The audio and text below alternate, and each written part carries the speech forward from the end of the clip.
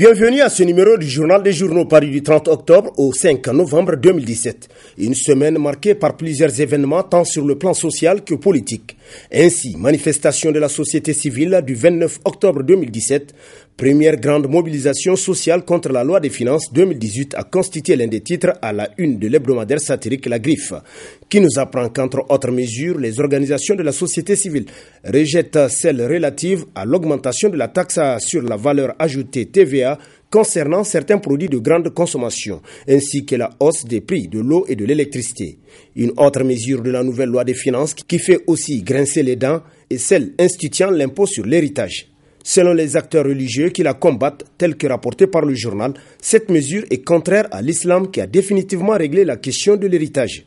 Ce sont des manifestants visiblement en colère contre la nouvelle loi des finances qui s'étaient mobilisés dimanche 29 octobre dernier, selon La Griffe. Marche de la société civile nigérienne, des casseurs dissimulés parmi les manifestants, s'exclame pour sa part l'hebdomadaire L'Actualité pour qui, dans tous les cas, toute l'opinion retiendra que le dimanche, qu'un acteur de la société civile nigérienne, alors qu'il fut dans les préparatifs d'un meeting, a été sauvagement agressé par des loupards, des inconnus dans les rangs de cette société civile dont on imagine bien pour le compte de qui ils avaient agi. Après que les manifestants se soient dispersés et vu le constat de la non-tenue du meeting du jour, il était loisible à nous et ses autres camarades de la société civile d'établir un bilan de la journée. Plusieurs blessés, dont Nuhu Arzika lui-même, ont été enregistrés dans les rangs de la société civile. Aucun des grands organisateurs ne s'est procuré des pneus à plus forte raison dépêcher des gens pour les brûler. Certains organisateurs ont affirmé être surpris par des curieux individus à leur côté sur la place du meeting, y compris sur la tribune destinée à prononcer les discours, etc. Tel que rapporté par L'Actualité qui poursuit plus loin, le scénario ainsi déroulé est digne d'un grand film policier et prouve à suffisance que les autorités de la 7e République n'hésiteront à prendre toute forme de mesures, de stratégies contre quiconque ose se mettre au travers de leur chemin. Le quotidien privé L'Enquêteur, dans la rubrique Le Grognon de sa parution du 2 novembre, titre Projet de loi de finances 2018, les oulémas de service. Pour ce journal, à l'image de la sphère politique, le microcosme associatif nigérien est aussi irrémédiablement faisandé, corrompu. Malheureusement, le port de la double casquette a séduit jusque dans les rangs des oulémas, lesquels, par essence, se doivent d'incarner la rectitude tant spirituelle que morale. Sous la Renaissance, nous avons vu des oulémas prendre d'assaut les médias pour littéralement voler au secours du régime d'Issoufou Mahamadou, englué dans des événements qui heurtent la sensibilité religieuse des Nigériens. C'est du reste la spécialité de la Fédération des associations islamiques pour la cohésion, l'appel et le développement FECAD en abrégé du Dr Sambo Amadou, selon le journal qui renchérit. Déjà en 2015, au plus fort de la polémique Je suis Charlie, Sambo Amadou avait joué au démineur en affirmant que les citoyens avaient très mal interprété les propos du président. Le voilà qui récidive par rapport à la controverse sur le projet de loi de finances 2018, nous apprend davantage L'Enquêteur. Dans la rubrique baromètre de sa parution du 2 novembre, le bi-hebdomadaire L'événement place en panne le président de la République. Pour ce journal, alors que des voix ne cessent de s'élever pour dénoncer la taille du gouvernement, afin de réduire les charges de l'État, le président de la République vient une fois de plus de montrer que la réduction de l'équipe de Brigitte Raffini n'est pas encore à l'ordre du jour. Outre la reconduction d'un gouvernement pléthorique, il a décidé de garder un membre du gouvernement pourtant épinglé dans une affaire de mauvaise gestion. En gardant ce ministre au sein de l'équipe gouvernementale et en maintenant la taille du gouvernement, c'est l'espoir de beaucoup de Nigériens qui a été déçu, conclut l'événement. Les points sur les i titrera dans ces colonnes l'hebdomadaire Le Monde d'aujourd'hui, pour qui beaucoup de compatriotes perdent leur temps à relever que Mahamadou Issoufou a violé encore une fois la Constitution en nommant Karijo Mamadou, président de la Haute Cour de justice au poste de ministre des Transports en remplacement d'Omar Hamidou Tchana, démissionnaire.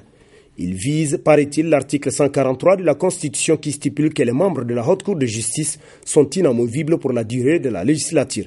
Mais alors, s'interroge le journal qui poursuit, est-ce la première fois que Mahamadou Issoufou viole la Constitution du Niger? A-t-il exprimé le moindre regret en le faisant?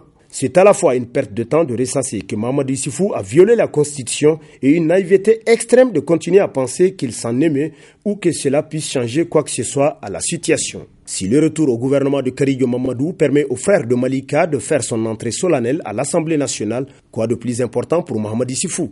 Tout le reste, c'est-à-dire vos récriminations, plaintes et jérémiades, font tout juste rigoler quelque part selon Le Monde d'aujourd'hui. Bazoum Mohamed, l'huile et le feu, titre entre autres à sa une l'hebdomadaire Le Nouveau Républicain. Pour qui faut-il croire que le président Issoufou est aujourd'hui submergé dans ses nombreux problèmes au point de souffrir d'aphasie pour ne pas être capable de prendre en main une situation nationale qui se complique, conduisant inexorablement vers l'incertitude? Non, ces silences ne rassurent pas un peuple qui ne compte que sur son managering pour mettre le pays à l'abri de turbulences inutiles. Faut-il croire Issoufou Bachar quand il y a quelques mois il faisait entendre, pour avoir connu l'homme et pour avoir travaillé longtemps avec lui, qu'il ne faudrait pas plaindre les Bazoum, les Massaoudou et consorts dans leurs discours outrageants, car ce qu'ils disent et font ne serait que ce qui plairait à merveille à leur chef, le président de tous les Nigériens, M. Issoufou Mahamadou. Tel que rapporté par le journal Le Nouveau Républicain qui poursuit, on est tenté d'accorder quelques crédits à cette allégation quand on voit comment ce pays est en train de sombrer. Et tous les jours, les propos incendiaires et les décisions iniques et déraisonnées ne font que précipiter le pays dans l'abîme et aggraver la situation sociopolitique du pays. Affaire bébé stigmatisé, des petits-enfants arrachés à leur famille pour être jetés dans des orphelinats a constitué l'un des titres à la une de l'hebdomadaire satirique Le Canard en furie, qui constate que voilà une dizaine de petits-enfants dont l'âge varie entre 5 et 7 ans qui ne connaissent d'autres parents que ceux à qui l'État veut les arracher aujourd'hui. Ils ont appris à parler en appelant papa, maman, ceux qu'on accuse de les avoir achetés. Comble de malheur, élevés par des personnalités importantes et de richissimes opérateurs économiques de notre pays, ces mômes sont nés et ont toujours vécu dans un luxe inaccessible au commun des enfants nigériens. Ces mômes vont devoir prendre leur mal en patience et s'adapter à la nouvelle vie à eux imposée. Ils vont devoir apprendre à se disputer les lits et les assiettes de riz avec d'autres enfants. Malheureux comme eux, sans chaleur parentale, selon l'hebdomadaire qui poursuit plus loin, l'État doit veiller au mieux-être de tous, mais dans ces cas précis, il semble se déployer corps et âme pour précipiter le mal-vivre d'innocents enfants. C'est tout simplement regrettable, conclut Le Canard en furie.